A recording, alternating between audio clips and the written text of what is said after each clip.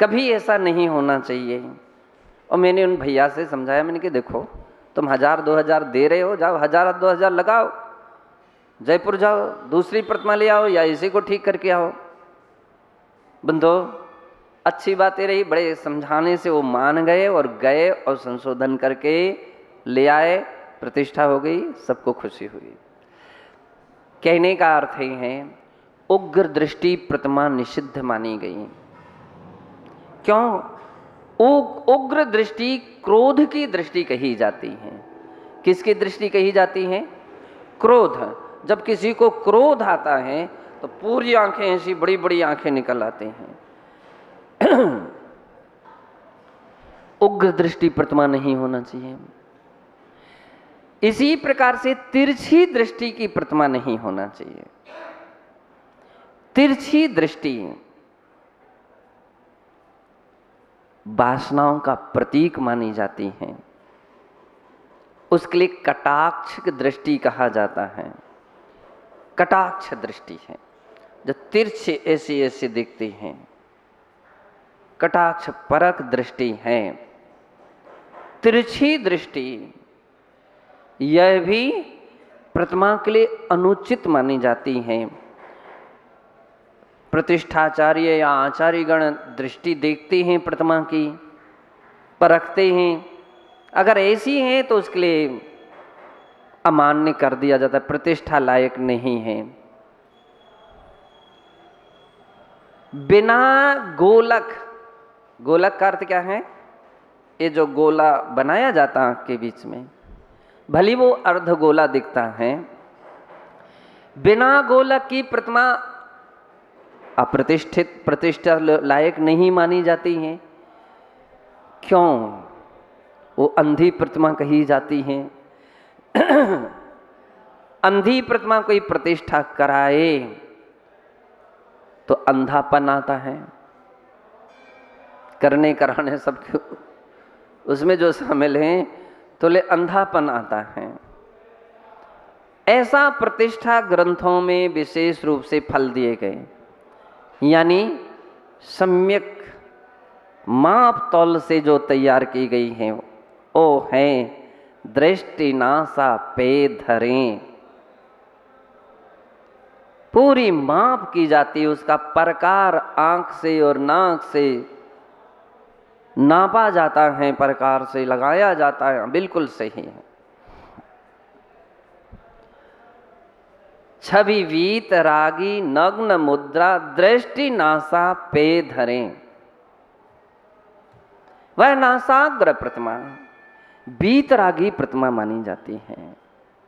बंधो ऐसे वे वीतरागी भगवान जिनकी वीतरागी छवि है, जिनकी नासाग्र दृष्टि है, वो वीतरागी प्रतिमा। एक पहला गुण है सच्चे देव का, पहला गुण क्या है? वीतरागता। ये वीतरागता झलकना चाहिए। हम लोग जब यहाँ 88 में थे तो एक छंद हम मंगलाचरण में उस समय चलता था, वीतरागता झर झर झरती, ऐसा उसकी पंक्तियां थीं, जिसमें देखो नित्य आहा। बंधो वीतरागता एक जिसमें गुण झलक रहा हो, और दूसरा क्या विशेषता दी है कि जो राग रहित हैं और जो द्वेष रहित हैं।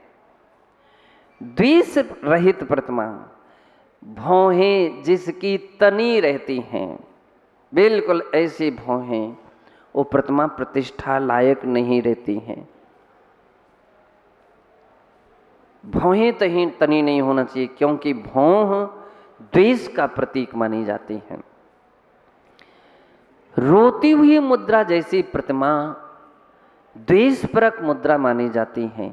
हंसती हुई प्रतिमा रागपरक मुद्रा मानी जाती है। जैन प्रतिमाएं ना हंसती मिलेंगी, ना रोती हुई मिलेंगी, ना उग्र दृष्टि मिलेगी, ना तिरछी निगाह वाली मिलेंगी, ना बिना दृष्टि वाली मिलेंगी।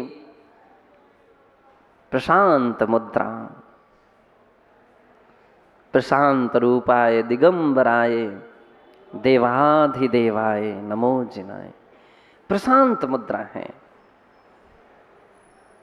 ऐसी वीतराग मुद्रा जिनके अंदर में है, ये मुद्रा इस बात का प्रतीक है कि जिसने राग द्वेष कामादिक जीते, ये जीत चुके हैं, इसलिए प्रशांत मुद्रा है।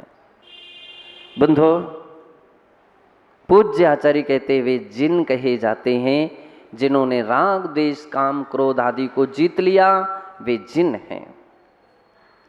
जिन शास्त्रों में दो प्रकार से कहे गए। एक तो वे जिन्होंने जीत लिया है, और एक वे जो जीतने के और प्रयासरत हैं, पुरुषार्थशील हैं, वे भी जिन कहे गए।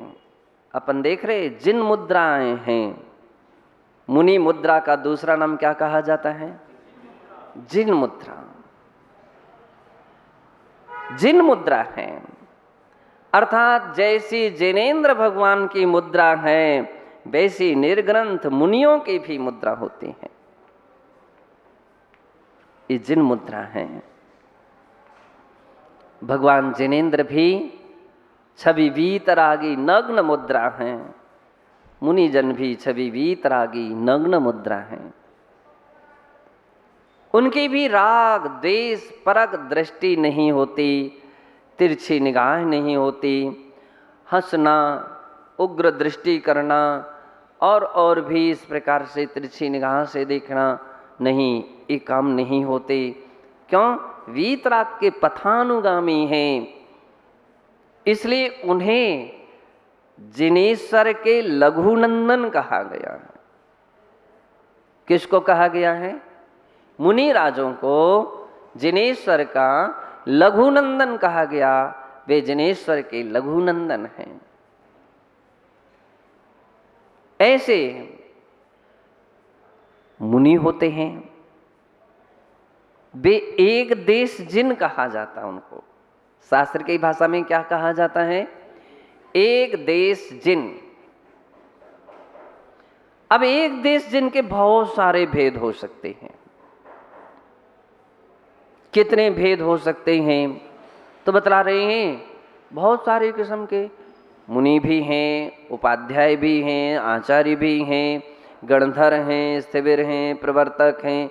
कितने प्रकार के, जितने भी प्रकार के मुनिजन होते हैं, वे सभी एक देश जिन हैं। और केवल ज्ञान को प्राप्त करने वाले सर्वज्ञ देव केवली वे पूर्ण जिन कहे जाते हैं। और तीसरी भी जिन कहे जाते हैं जिन्होंने घातीय कर्मों को जीता है, वे अरहंत जिन हैं। और जिन्होंने संपूर्ण कर्मों को जीत लिया, वो कौन से हैं? सिद्ध जिन हैं। गौमठसार कर्म कांड ग्रंथ में और जीव कांड ग्रंथ में बंधो जिनकी भी वहां पर उन्होंने दो भेद कह दिए कि जिन संज्ञा उन्होंने प्रारंभ की। जिन कहाँ से प्रारंभ होती? तो करणान योग के अनुसार जो मोह को जीतते हैं वो जिन हैं। तो एक उपसामक और एक छपक। 11वें गुणस्थान का नाम उपशांत मोह जिन, ये परिपूर्ण नाम है। क्या नाम है? उपशांत मोह जिन। और 12वें गुणस्थान का नाम है क्षीण मोह जिन। क्षीण मोह जिन। जिन संज्ञा यहां पर प्रारंभ हो रही है बंधो, वे जिन हैं। सामान्य तौर पर छद्मस्थ भी जिन हैं और वीतरागी भी जिन हैं। छद्मस्थों की अपेक्षा से जिनवर कौन हैं? वीतरागी हैं। जिनों में श्रेष्ठ वीतरागी भगवान हैं, वे जिनवर हैं। दूसरी दृष्टि से कहते गणधरों में श्रेष्ठ या गणधरों के अधिनायक जिनवर हैं, तीर्थंकर हैं, उन्हें ही हम अरहंत कहते हैं। दूसरी दृष्टि से जब हम देखते हैं तो जिन वर के लिए नमस्कार या जिन वरों ने, अब जिनवर कितने हो सकते हैं? कितने? परंपरा से देखें तो हम यूं कहेंगे हाँ अनंतानंत हुए, और वर्तमान दृष्टि से देखें तो कितने होते हैं जिनवर? 24। 24 जिनके शिष्य, 24 जिनेंद्रों के शिष्य। 24 कैसे हम समझें? तो वर शब्द को ध्यान रख लें। क्या शब्द? वर। वर में कितने अक्षर हैं? 2। कौन कौन? वा और रा।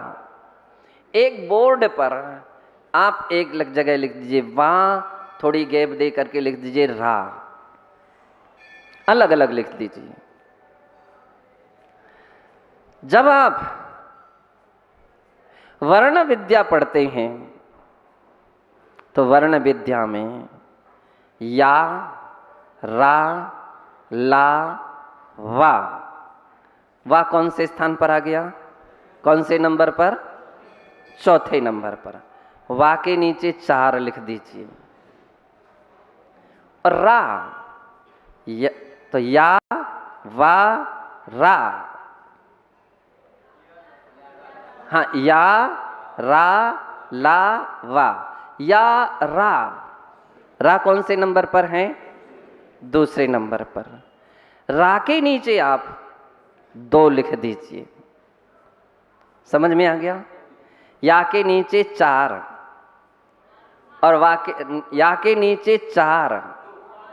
सुनो सुनो सुनो, वर, हाँ, वा के नीचे 4 और रा के नीचे 2। कितने हो गए? निक्को एक बार खड़े तो हो जाओ। कितने हो गए? कैसे 24 हो गए? 4 और 2 6 तो कहाँ, 42 हुए। आप 24 कह रहे हो। कितने हो गए?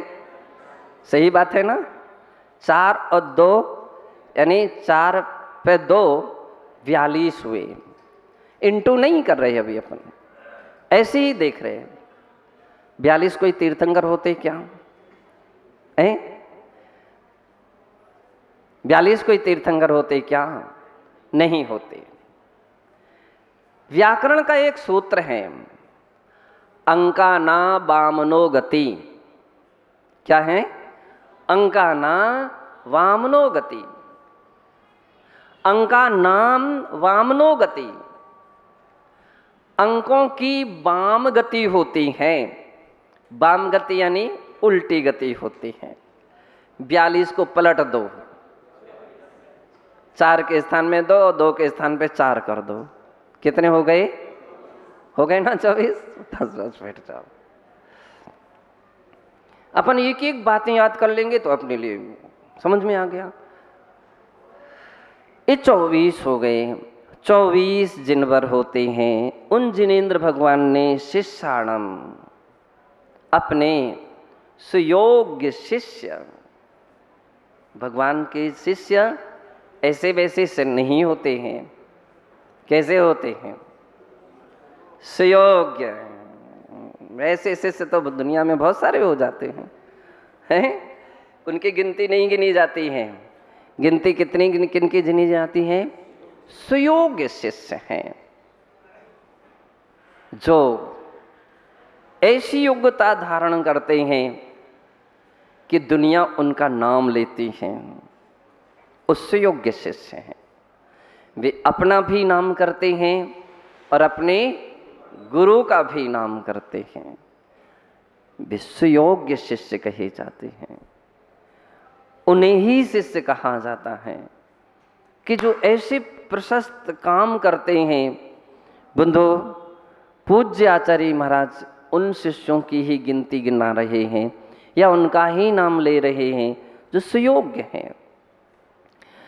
जिनवरेहिम शिष्याणम, और सही बतलाएं, जिनवर या गुरु अपने सुयोग्य शिष्यों को ही तो पढ़ाते हैं, सुयोग्य शिष्यों को उन्नतिशील बनाते हैं, जिसके अंदर में योग्यता है, उत्साह है, रुचि है। एक और ध्यान रखिए, बतलाते हैं कि मार मार करके मुसलमान नहीं बनाया जाता है। मार मार करके मुसलमान नहीं बनाया जा सकता, बन भी जाएगा तो मुसलमान नहीं